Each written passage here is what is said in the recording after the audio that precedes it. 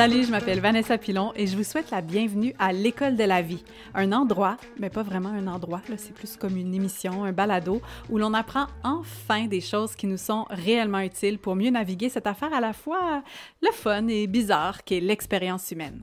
Bon épisode? Ouais, le bon épisode, je suis pas sûre.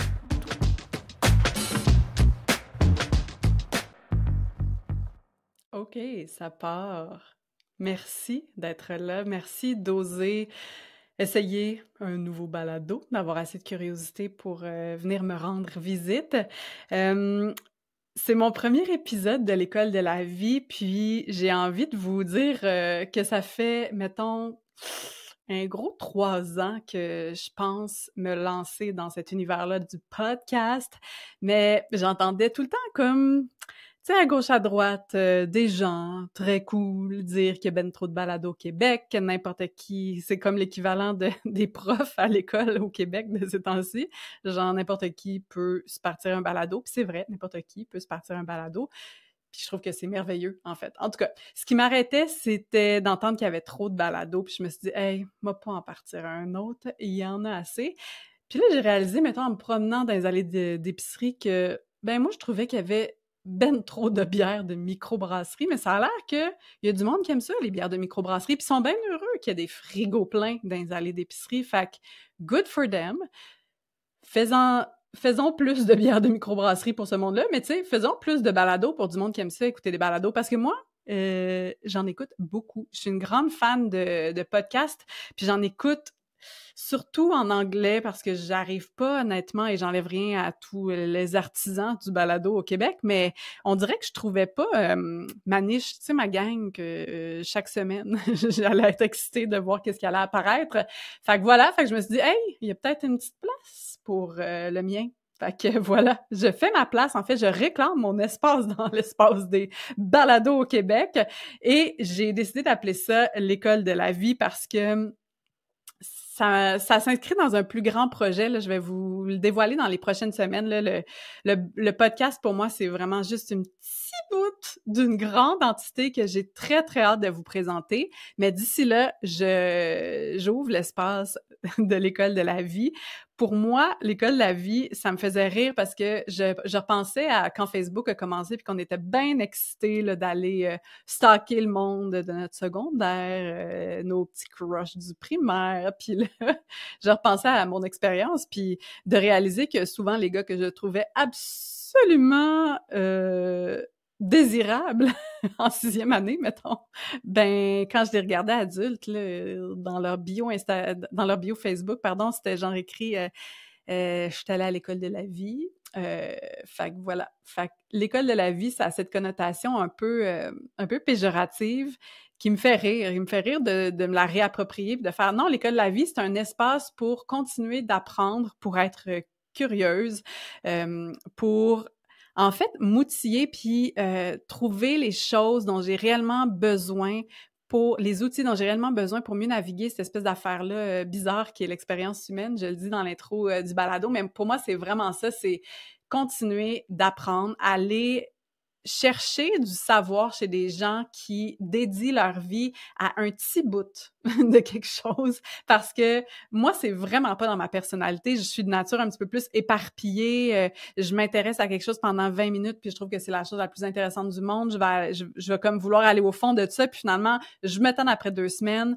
Je passe à la prochaine affaire. Fait que je suis un peu plus de cette nature-là, touche à tout qu'on dit.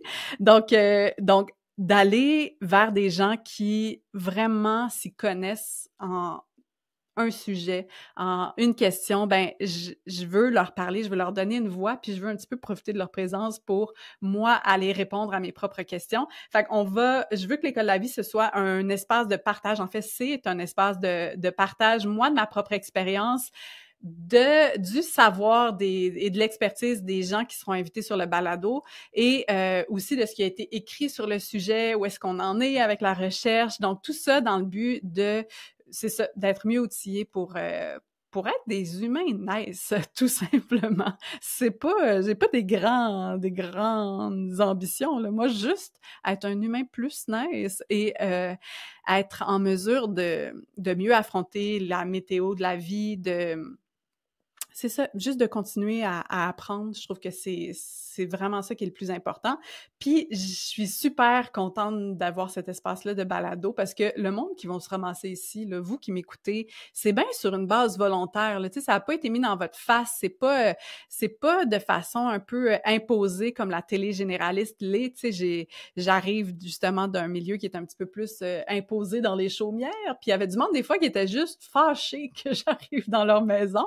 Fait que si vous êtes ici, ben c'est bien parce que vous avez pesé sur une série de petits boutons sur votre appareil pour m'écouter. Donc, ça, pour moi, ça m'offre une espèce de liberté dont j'ai vraiment, vraiment besoin parce que, ben justement, ça fait plusieurs années que je suis dans des médias un peu plus traditionnels, de façon consciente et inconsciente, que je me moule un petit peu plus à ce que les gens demandent de moi, ce que les gens veulent de moi, que j'ai tout le temps ça un peu dans l'arrière-pensée. Tu sais, est-ce que ça va plaire? Je suis assez drôle? Est-ce que l'idée que je veux partager est un petit peu trop fly-bin pour la moyenne des gens? Est-ce que je vais me faire ridiculiser si je partage certaines de mes croyances, certaines de mes pratiques? Fait que, voilà, fait que j'avais envie d'avoir cet espace-là pour aller vraiment aller aborder ces questions-là, aller dans des sujets un petit peu plus en profondeur, des choses qui font peut-être pas consensus. En tout cas, vous me voyez venir, ça va peut-être parler de spiritualité, d'extraterrestres et ou autres. Fait que, ouais, c'est ça, j'ose faire ça. J'ai longtemps été inconfortable parce que j'ai eu beaucoup cette peur-là du ridicule, d'être vraiment vue comme, c'est ça, quelqu'un d'un petit peu... j'ai cette grande blessure-là de penser que je suis peut-être un peu niaiseuse, que les gens vont dire que c'est ridicule, ce que je pense ou ce en quoi je crois, que les idées que j'explore, ben c'est de la bullshit. Fait que c'est ça. Fait que j'ai envie d'ouvrir cet espace-là puis de me permettre d'aller parler à des gens qui explorent des différentes façons de faire, qui se posent des questions. Puis l'école de la vie aussi, pour moi, c'est un grand clin d'œil au vivant de façon générale, là, parce que oui, il y a les humains, mais on est beaucoup plus que ça à se partager la planète.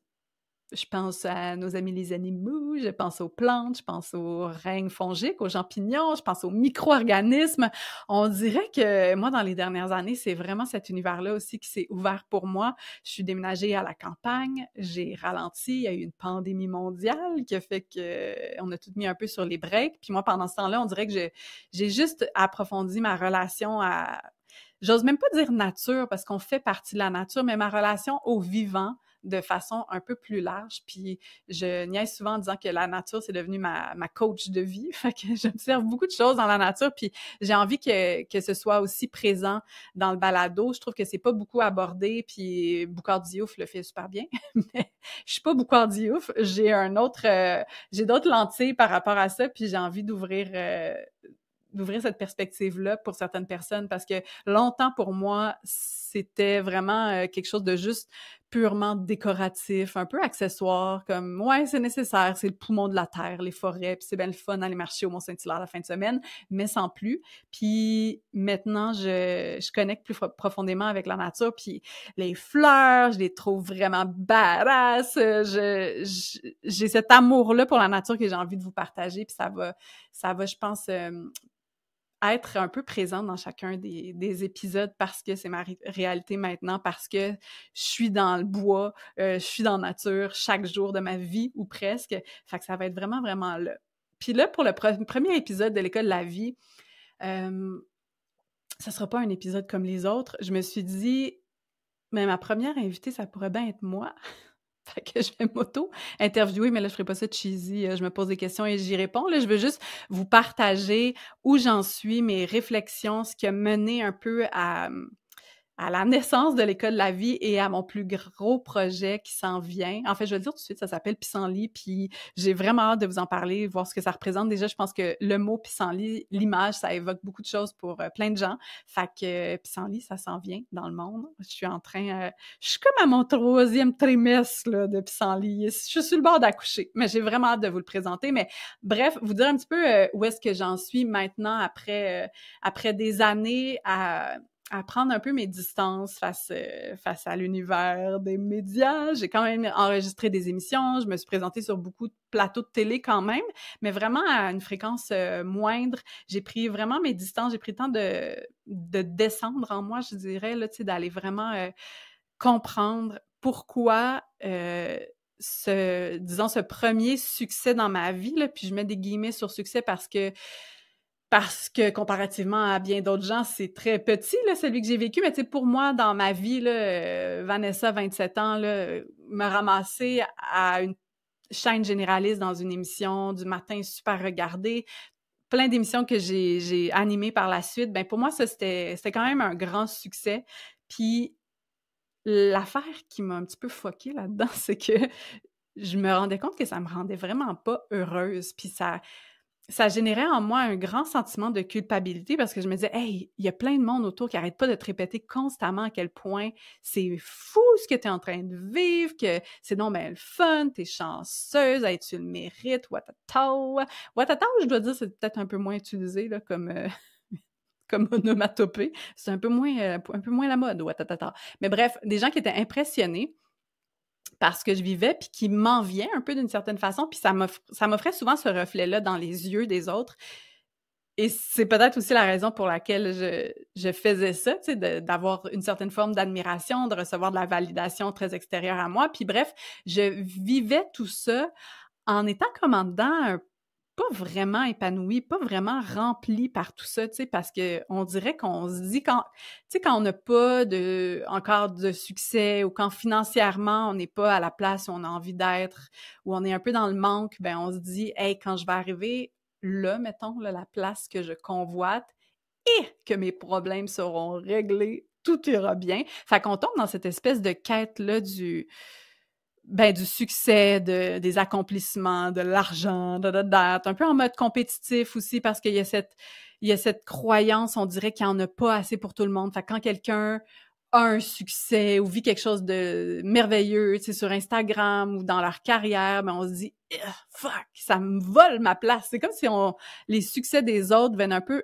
nous enlever notre chance d'avoir une forme de succès ou d'abondance financière ou peu importe.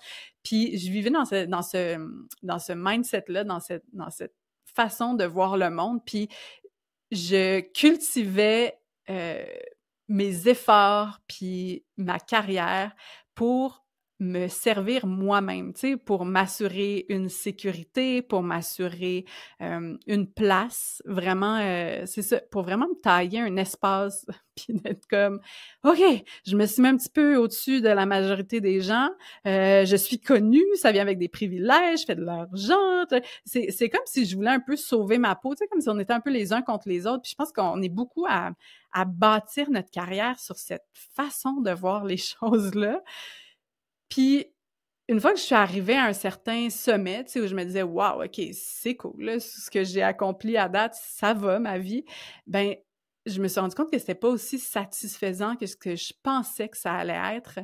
Puis, ça m'a profondément plongée dans une crise existentielle juste avant le début de la trentaine parce que oui, j'ai atteint la majorité de mes objectifs de vie vraiment vite dans la vie. Vous me direz, peut-être tu rêvais pas assez, Madame Pilon, c'est une autre histoire. Mais bref, j'avais comme pas mal fait ce que j'avais le goût de faire. J'étais comme, on va peut-être mourir bientôt ou ben j'ai d'autres sommets à grimper. Mais j'avais comme pas l'énergie d'aller plus haut, tu sais, de continuer à grimper le sommet que j'étais en train de monter parce que ça me rendait pas bien.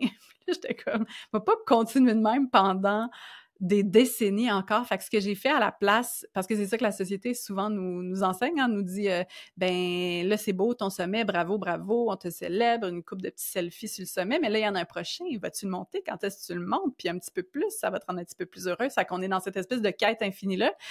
Puis moi, au lieu d'aller monter un autre sommet, je me suis juste dit hey, je pense qu'il faut juste que je prenne un petit break, que je ralentisse. Fait que j'ai donné ma démission, j'ai ralenti, éventuellement, je suis déménagée à la campagne, j'ai mis en place beaucoup de changements dans ma vie. Puis tout ça pour un peu comprendre pourquoi ça me rendait pas heureuse. Je me disais: «C'est peut-être moi le problème à travers ça, c'est peut-être vraiment juste que j'ai pas de gratitude, que je suis juste dans l'insatisfaction constamment, puis que c'est pas parce que je suis sur le mauvais chemin, c'est juste que j'ai un problème de de reconnaissance et de gratitude». C'est comme un enfant à Noël, là, qui déballe tous ses cadeaux, là, puis qui dit pas merci, puis il est juste comme dans cette espèce de frénésie-là de plus, ben je me sentais comme ça un peu, mais il y avait un feeling aussi qui me disait: «C'est parce que je pense que tu déballes peut-être pas les bons cadeaux pour toi». Fait que bref, comme on fait après une grande randonnée là, de quelques jours, là, puis là, je parle pas du Mont-Saint-Hilaire, là, le pain de sucre, c'est bien beau, mais tu sais, comme une grande randonnée là, de quelques jours, ben je suis juste descendue, j'étais allée chez moi, dans ma maison. J'étais allée prendre un petit bain, je suis allée manger de la soupe, je suis allée vraiment me revitaliser, là, je devrais dire, puis juste ralentir pour remarquer ce que j'avais pas pris le temps de regarder encore. Parce que c'est ça un peu quand on est rushé vers nos objectifs, puis je pense que c'est un peu l'essence de la vingtaine et pour beaucoup de gens, l'essence de leur vie au complet, là, tu sais, on y va, puis on avance, puis on se pose pas de questions, puis on se dit « Eh, si j'avance, je vais peut-être pas sentir que j'ai une petite roche dans mon soulier, puis que j'ai une couple d'affaires qui me dérange, puis on les tasse un petit peu, puis on les ignore, puis on est vraiment les yeux sur l'extérieur en pensant que l'extérieur va nous remplir en dedans.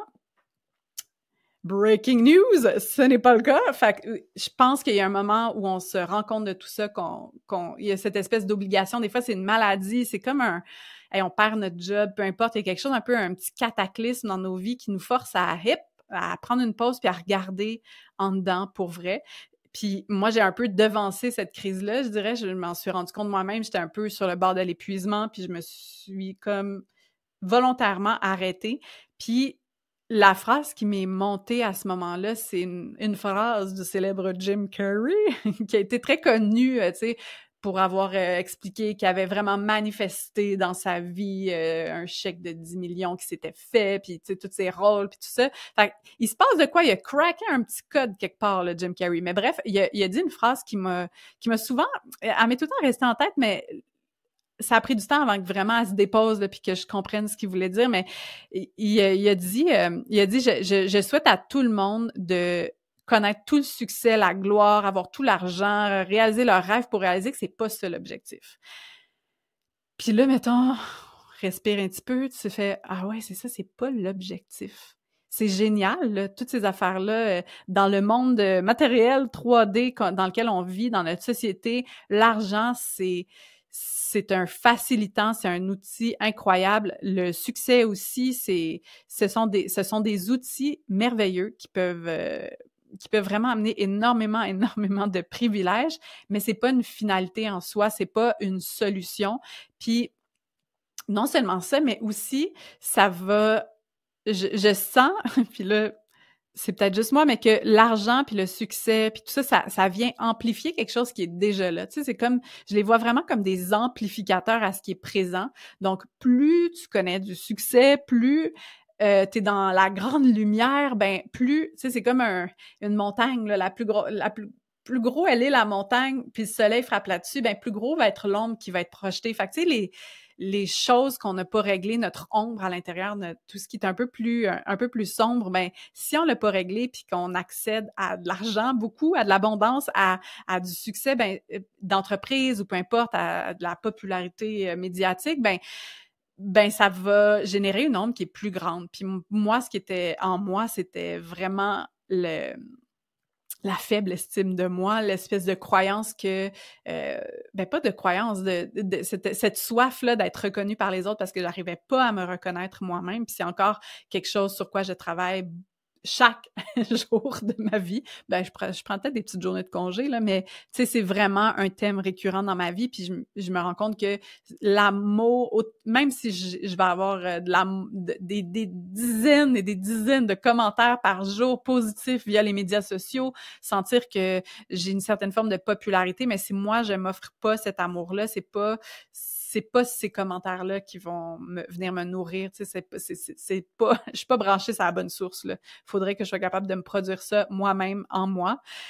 Fait que tout ça pour me rendre compte que ma quête vers mon premier succès, ma première montagne dans la vie, ben elle était motivée par des objectifs purement Hey, ce mot-là, là, il trigger beaucoup de monde, puis juste de le dire, on dirait que ça me fait mal, là, mais c'est très égoïste, tu sais, puis je pense que c'est normal, on est dans une société très individualiste où on nous sert souvent le narratif de, tu sais, self-made, bon, tu sais, ton succès, puis tu sais, c'est toi qui crée tout dans ta vie, puis fait que, tu sais, on est le créateur de notre vie, puis je crois vraiment à ça, c'est vrai qu'on crée notre propre vie, puis on a ce pouvoir-là. En même temps, reconnaissons, la gang, qu'il y a des inégalités très présentes et systémiques dans notre société qui font en sorte que c'est pas tout le monde qui accède à la même vie avec le même degré de facilité. Puis ça, c'est vraiment, vraiment important pour moi parce que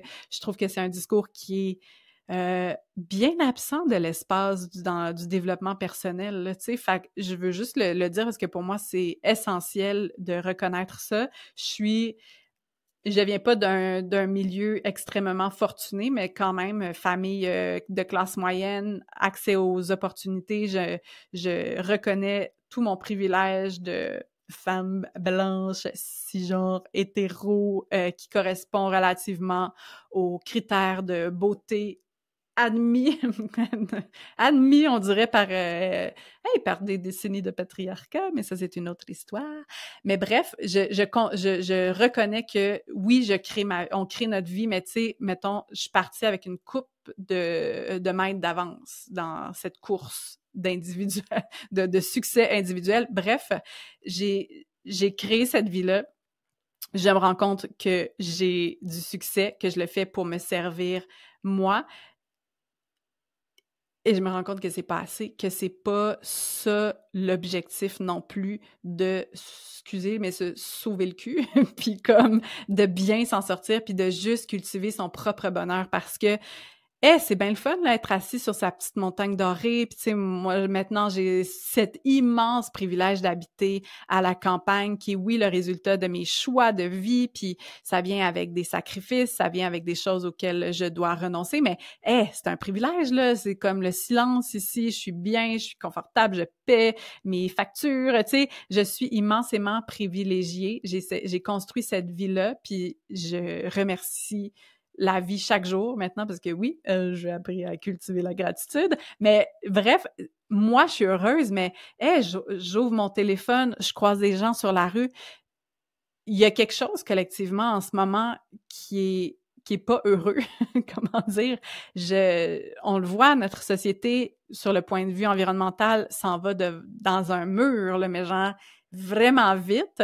Puis il y a de l'inégalité qui est accentuée depuis les derniers mois, depuis les dernières années. Il y a bien des affaires qui vont pas bien. Il y a beaucoup de monde, il y a beaucoup de souffrance. Puis moi, j'ai bien beau me dire je vais bien, merci la vie, mais je peux pas vivre déconnectée des gens autour de moi. Je peux pas vivre déconnectée de la société dans laquelle j'avance, j'existe. Puis de juste cultiver mon propre bonheur, mon propre succès, oui, c'est quelque chose d'important. C'est comme une première étape, c'est une fondation, mais c'est pas assez. Puis ça peut pas être le moteur pour le reste de ma vie. Fait que, oui, aller faire des émissions de télé, puis comme partager des affaires, oui, faire des partenariats, avoir un confort financier, mais ça n'a pas de sens si autour de moi, je contribue pas à quelque chose de plus grand. Fait que j'ai pas la prétention de croire que mon petit balado puis l'entreprise que je suis en train de lancer vont nécessairement changer le monde, mais si je peux prendre juste un petit bout puis peut-être contribuer à quelque chose de plus grand, contribuer au changement que, tu sais, on le voit, là, mettons, moi, je me ferme les yeux, là, tu sais, le monde plus beau dans lequel on pourrait exister collectivement. On dirait que je l'ai, cette vision-là, puis j'ai le goût de contribuer à la créer plutôt que de me battre, tu sais, cette énergie-là de combat souvent, tu sais, contre les inégalités, contre le système, tu sais, peu importe les ismes là, de ce monde, le sexisme, racisme, tu sais, il y a quelque chose dans cette énergie-là de combat que j'ai pas le goût d'incarner. J'ai envie d'incarner une autre forme de changement, d'inspirer par une autre façon de faire. Je crois beaucoup à une rébellion joyeuse. Je sais que je pense que j'étais une petite punk douce, dans le fond. C'est un peu ça. Comme les fleurs. Tu sais, les fleurs, je les trouve solidement punk. Tu sais, on regarde, ça pousse dans des craques de béton, ça s'impose dans des espaces. Elles sont chacune différentes. Elles poussent des fois dans une par là, une vraiment longue, comme dans leur propre timing. Tu sais, elles offrent un spectacle magnifique. Sont belles de chez belles, les fleurs. Tu sais, c'est l'incarnation même de la beauté, mais il y a quelque chose d'enraciné, il y a quelque chose de... Ça vibre, là, une fleur. Puis j'aspire à incarner dans le monde une fleur, puis à aller contribuer, tu sais, par mes racines en dessous, à un terreau collectif plus fertile, mettons. Tu sais, j'ai envie, oui, d'aller briller, d'aller mettre des choses dans le monde, d'aller prendre de la lumière, mais de faire ça pour aller nourrir par mes racines une autre gang de fleurs sauvages dont j'espère que vous faites partie, puis qu'on contribue ensemble à créer un terreau pour que d'autres gens puissent s'épanouir. Fait que c'est la loupe de développement personnel que j'entrevois, puis c'est ce qui est le moteur pour moi de mes prochains projets. C'est vraiment l'épanouissement personnel pour faire fleurir le collectif, pour que collectivement, on puisse s'épanouir. Parce que une fleur qui s'épanouit toute seule, c'est bien le fun, mais elle est toute seule. Fait que j'ai envie qu'on puisse contribuer à quelque chose pour qu'on s'épanouisse ensemble. Donc voilà, c'est un peu ça, l'école de la vie. On va apprendre des affaires pour s'épanouir, puis contribuer au fleurissement collectif. Fait que j'espère vous revoir la semaine prochaine, l'autre d'après. Puis si vous aimez ce balado, ben là, c'est peut-être pas le meilleur épisode là, pour vous le vendre parce que j'ai juste lancé ce qui se passe en moi en ce moment, mais si vous aimez ce que vous entendez dans les prochaines semaines avec l'École de la vie, ben partagez-le à des gens autour de vous. Venez mettre des petites 5 étoiles ou tu sais, juste reconnaître le travail qu'il y a là-dessus parce que en ce moment, je fais ça de cœur, je fais ça chez nous, c'est un peu DIY, broche à foin, c'est moi qui ai plugué la caméra, qui ai fait, tu sais, tout le micro, c'est tout moi qui fais ça, c'est vraiment un projet en ce moment de cœur qui est pas là pour nécessairement générer du revenu, me faire un nom, tu sais, mon objectif, mon moteur, c'est vraiment du cœur puis pour contribuer collectivement à quelque chose d'autre. Fait que si vous pouvez, en retour, venir donner un petit 5 étoiles ou venir juste partager le balado, ça me ferait immensément plaisir. Je recevrais tout ça avec beaucoup d'humilité, puis voilà. Fait on recommence la semaine prochaine avec d'autres gens, puis il n'y aura pas juste moi. Fait que l'École de la vie, j'en fais partie maintenant. Fait que bienvenue à l'École de la vie. De la part de votre directrice Vanessa Pilon. Non, c'est pas vrai, je suis pas une directrice d'école pantoute. OK, bye, à la semaine prochaine. Whether you like it or